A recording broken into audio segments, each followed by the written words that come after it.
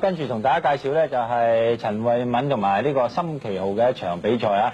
呢場嘅賽事咧都非常之受人關注，咁有成全場咧爆滿嘅呢個場面出現啊！未試過嘅醫館嚇，咁陳慧敏嘅年紀係大一啲啊，比對方嚟講，咁但係經驗應該係較為好啲，或者咧我哋又介紹下呢一場拳咧個特點係邊方面咧？佢呢場拳係咁樣，因為職業打職業賽啊，通常嚟講咧就嗰啲拳套啊，即係大家見到啦嚇，就拎晒上台嗰度綁啊，即係認明驗過晒依家呢個拳套係幾多㗎嚇？佢又驚個拳套入邊咧又擺啲嘢喺度，或者可能你戴拳套之前咧，就呢個拳頭嗰度咧，或者揸多少硬嘢啊，變咗將你個拳頭啊硬咗啊，咁樣戴手套戴落去你係摸唔到㗎嘛，所以大家係未比賽之前咧。就即係唔戴拳套，上到台之後公正睇住嚟戴嘅，即係個。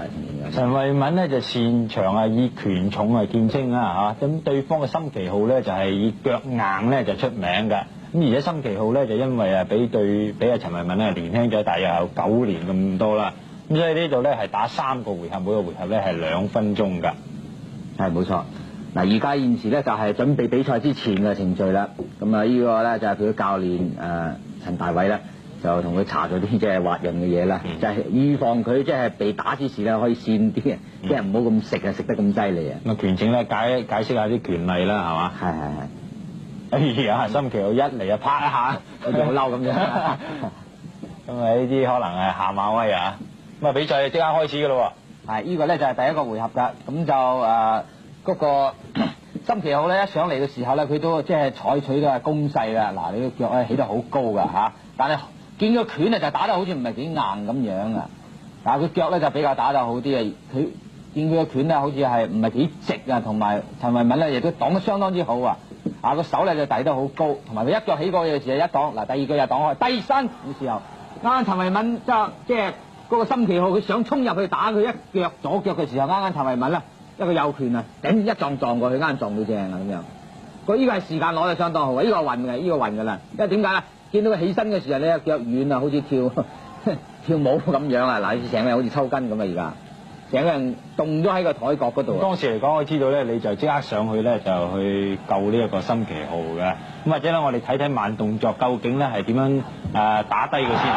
一個右嘅跟住，森奇浩一個左右直拳，陳慧敏閃開咗，跟住一個右腳擋咗，跟住森奇浩再嚟一個右腳，陳慧敏縮起咗。嗱，陳慧敏睇定佢㗎啦，喺佢起腳嘅時候，砰一個右拳打埋去，睇中咗。佢落地嗰下落得好曳喎！佢依下咧就係打中咗一拳應咗之後咧，佢根本已經係差唔多少少暈㗎啦。你大家由佢嘅身跌落嚟嘅時候可以睇到㗎啦。跌落嚟嘅時候，成個身直咗㗎。咁直咗個頭，跟住砰一下再砰落去嗰個即係個擂台。個後腦跌落去個擂台嗰度。撞正咗㗎啦。已經咧就係已經係暈㗎，暈嗰陣時即係跌落去咧，完全係冇晒尺寸啊！冇晒知覺㗎啦，佢通常一個人跌嘅時候會縮埋㗎，你睇個身直㗎啦，睇唔睇到？直咗落去嘅，成個頭一跌，砰個頭一撞個擂台邊，成個人即係直晒啦已經係。咁所以咧就係只係打咗45秒鐘嘅時間咧唔夠啊！咁拳證咧即刻係宣佈咧就係陳慧敏獲得呢次比賽嘅勝利嘅。咁現場嘅觀眾咧都好開心。咁我哋競運中環嘅其中一位主持咧徐寶鳳咧上去咧俾翻個香吻嘅送讚花俾佢。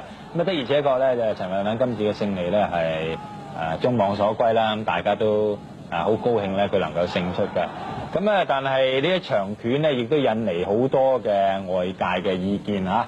咁有啲咧就甚至無認為咧呢場係假拳嚟嘅。咁劉生你點樣睇法啦？